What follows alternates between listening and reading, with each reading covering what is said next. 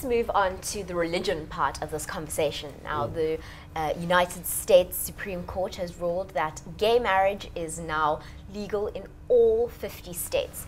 For South Africans, and I actually tweeted this the other day, I was like, America is like that embarrassing cousin that you've got that is so slow.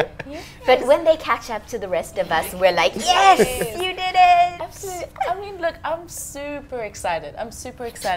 But what took them so long? And I'm seeing like on social media, profile pictures are changing into those colors. Why did no one do this when South Africa did it? Why aren't we celebrating our own excellence? Like, we've been ahead of the game, and now that the states have done it, it is like a victory for us all.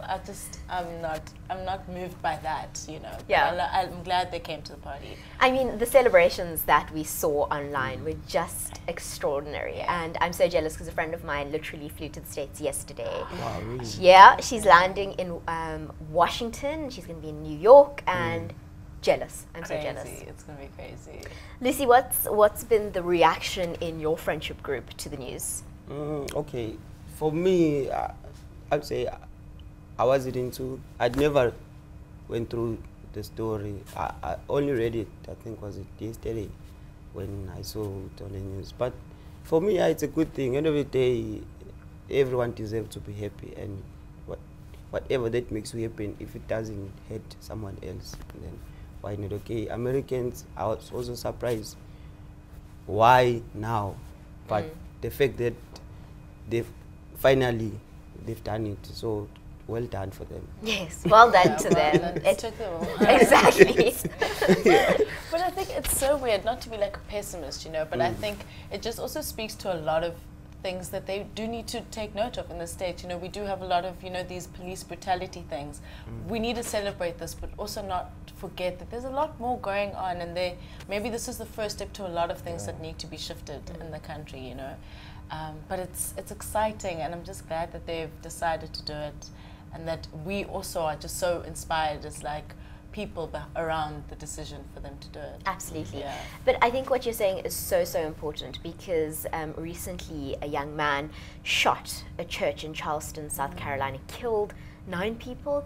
And, you know, President Obama himself said, we really need to look at gun control in this country. Yes. But if we look at our political situation, we know it's not really possible, because Americans feel so strongly about their right to be armed. I think that America is, we often look up to them as the example of what should happen and what we should be doing, and we also forget that they're not without huge problems. Yeah, and I think we need to maybe shift from that. I don't think they're the end all and be all, and just like we'd already, you know, passed laws for, you know, equal marriage or whatever, that we did that long ago. That's something we should be proud of, and I think they're not necessarily the end all, and they've got huge problems, and so do we. And I think we need to be far more collaborative in the way that we think about these things and make laws, and progressive laws. Yeah, I don't think they need to be the pinnacle of it all. Yeah. Tend to agree, Lucy. I know for me, as South African, and I mean, we've been enjoying these rights for quite some time, and we know Americans, like, they always want to be at the forefront. So in some cases, if you're at the forefront, sometimes you need to ask people that, because maybe, like as you said, the young man who went to shoot the other people at the church, it was actually very bad, and maybe they should consider to find out from other countries how to deal with the, I wouldn't say the racism, but that kind of a problem, because I think it's a big challenge. I mean, we've seen policies also doing it, and I think it's escalating. If maybe they can just really focusing on that thing also.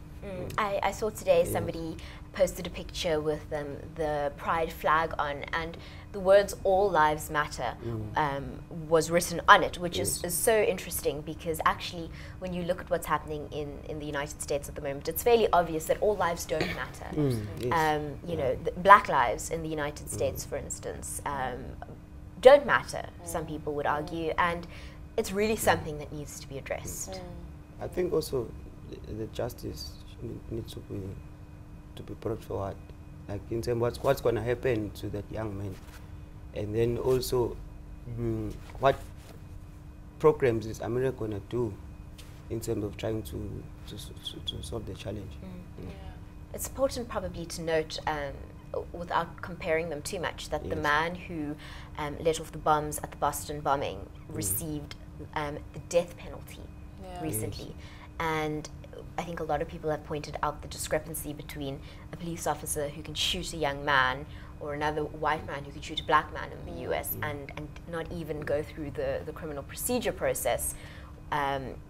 It's very difficult. That baffles me, and really it makes me uncomfortable. I know there's no clear-cut way of doing it, you know, because there's also like your line of work, but I do think that they need to then re-evaluate that. Like, if you're going to go forward and try and make justice happen, do it equally. You know, at the end of the day, yes, you're a citizen, but also like you put people's lives at risk, and I think that's the problem. Is that it needs to go back to, you know, dealing with people's lives and the threat to their lives, you know. So if that happens, you need to see the ends of justice like happen to you, no matter what position you know you take. Yeah, absolutely.